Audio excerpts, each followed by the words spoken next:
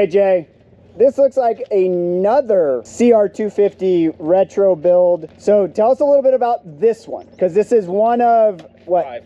Oh, 5. Yeah. Okay. So tell us a little bit about this one. You know why I didn't do 6? Why? Just way too many.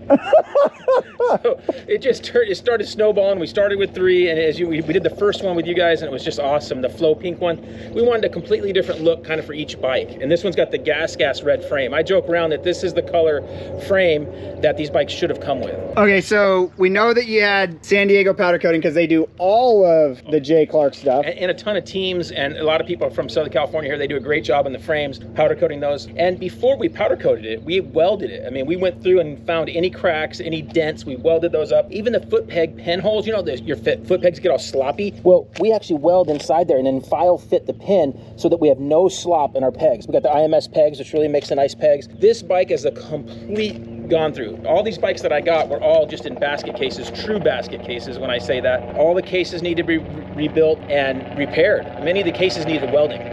So you're saying lots of welding, lots of, I mean, you kind of took this stuff to the next level, because I see that you have the brake lever or the brake pedal, and then you kind of took off the riveted one and figured out a way to get some new stuff on? It's Enduro Engineering, makes a tip, and we had to drill holes in those rivets, as you know. They're riveted on stock, but these are all beat up on the stock ones, typically. You can't buy a new lever stock. So we had to drill holes, tap 5mm threads, and then Enduro Engineering has one that fits really nicely. It looks really cool. It looks kind of factory. So we have that. We go through the cases completely. Sano Metal Finishing does a lot of Cerakoting and vapor blasting. They do a great job on all of our case pieces. Well, and then, but on the brake, like, that's not the same, that's not stock. No. I know white was stock. And as you know, these were all yellow, right? They just get with years of deterioration. So we were able to Cerakote those things and give it a nice trim piece that matches the Cerakote on our hubs and on our cases. So it just looks really trick. So on all these bikes, you said that they are a complete rebuild. You're using like Wiseco, ODI, Race Tech, San Diego powder coating. You got Recluse on here, Pro X, Decal Works, Dunlop naturally. How much time is into one of them? It's got to be in the 80 to 100 hours minimum, because I have multiple people of us working on them, and they're in that. When I was doing multiple bikes at one time, it was nice taking 3 swing arms to go get done at one time, and then I took 2 of one thing. So, and when you're getting multiple things done at one time, that kind of does cut down on some of that little production, so that did help a little bit. And I had 3 motors over at Brad's Parapros at one time, getting all those rebuilt at one time, and we dug through all and found good transmissions and so forth. Then we did 2 at one time. We did 2 together and found all the pieces that would work. It took us 9 sets of engines to make one, and 10 sets of suspension to make the 5. I'm sorry, the cases, that was to make all 5 bikes. It took us like 9. We have piles of stuff we just threw away, and I still have some stuff left over, but most of it is pretty tough, pretty rough. And so all these bikes were 95, 96s, but we have the 95 carburetors on most of them. I'm sorry, the 96 carburetor, which is a 38mm. We have that carburetor on most of them and kind of updated. And Tom Morgan, who built engines still today, but also back then, he had a really good spec, and that's why these things just sound amazing. They're really pretty cool. So that's what's really nice about having someone like that who was experienced with those things back then. Radiators, ICW, Phil Denton Engineering has the radiator hoses and the axle blocks. Those are kind of hard to get. And then Pro X has all these bits, you know, the brake pads, the rotors. They have the rebuild kits for everything. For the steering stem bearings, the linkage bearings, swing arm bearings, all those things, the cables, clutch cable. Throttle cable is Motion Pro set up with this newer throttle setup. Vortex, it's throttle. It's really... Yeah, we were just talking about this off camera, and it basically just makes it a clean setup to kind of replace all of the stock stuff. Now with that though, you have to run their throttle cable as well, right? Yeah, their cable, but then I was able to run the ODI new version MIG 2.0 grips, which is really cool. A lot of Cerakoted pieces, like our stem, most on our clamps, but then most of our forks all had to be hard anodized. That's not just for looks. It's most of the forks. Any older forks are worn through on the inside, so they need hard anodizing to build up that surface again. So a lot of hard anodizing on those pieces. Same thing with the shock body. All the carburetors had to be completely gone through. Luckily, most of the electronics, the stators and electronics, were still in really good shape on these bikes. Swing arms, we do a lot of cheating on the swing arms to make them look nice. We vapor blast them, we sand off all the imperfections, and I have a polisher guy in Lake Elsinore, California here, and he polishes them out, and then we just kind of give them a satin finish with some Scotch-Brite after we're done. Well, now the one thing for Honda guys, steel frame Honda guys, the gas tanks. Yeah. The gas tanks turn yellow almost immediately. All you do is look at them, And I know that this isn't J. Clark, but this is Clark Manufacturing, and they make a stock tank or a stock replica tank or replacement tank. So, and I see that those are on all of your motorcycles. Yeah, it was just not worth. There's guys that do buff them out and try to sand them. Way too much work for me. I don't got enough time for that. So we got new tanks for all the bikes. UFO still makes a cap that's kind of nice. So we have a new cap up here from UFO, and that's where a lot of the plastic comes. So between MX Plastics and UFO, they make a lot of these older pieces, which is really cool. Galfer brake lines. Is a really cool thing to have on all these bikes. So we got new lines and rebuilt every master cylinder and caliper on the bike.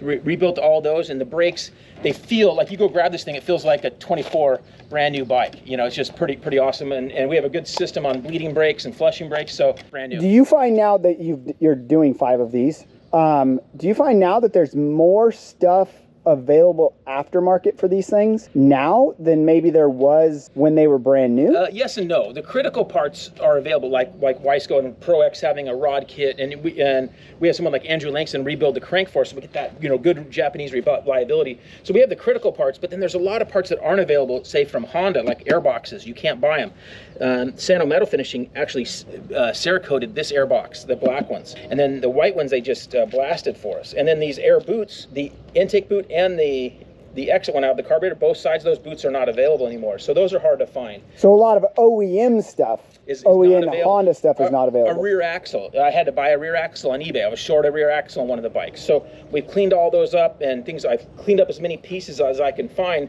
But like with pegs and even the pipe, FMF only offers a gnarly that comes in a chrome version.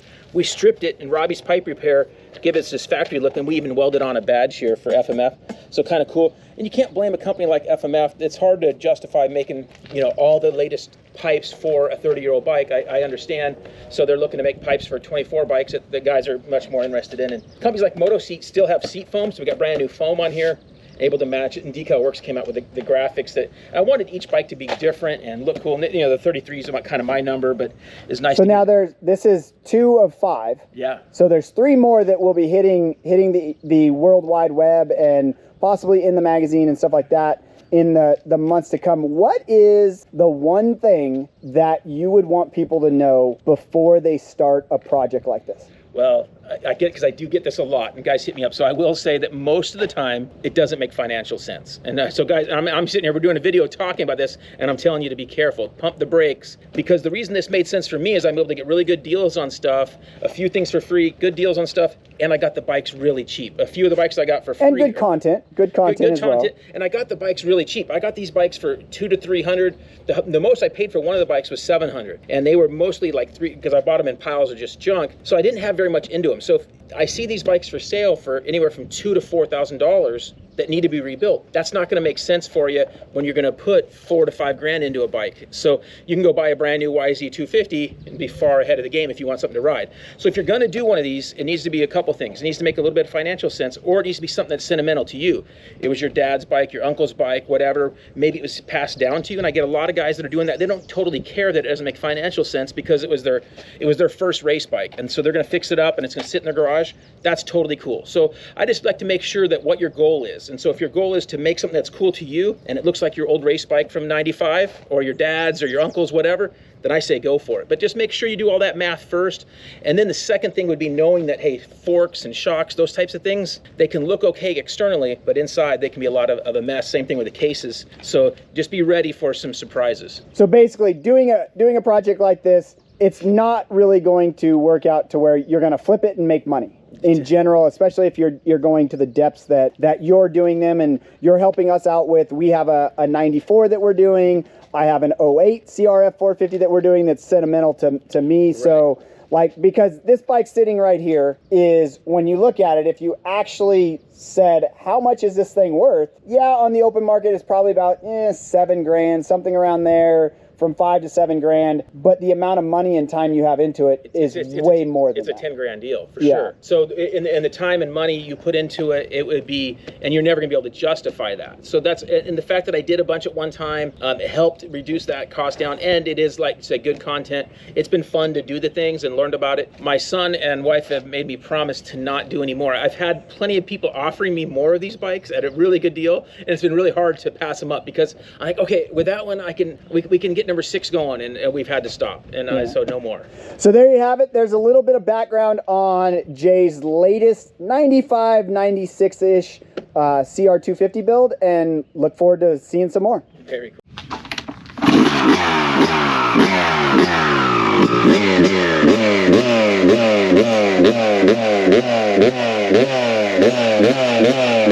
Yeah.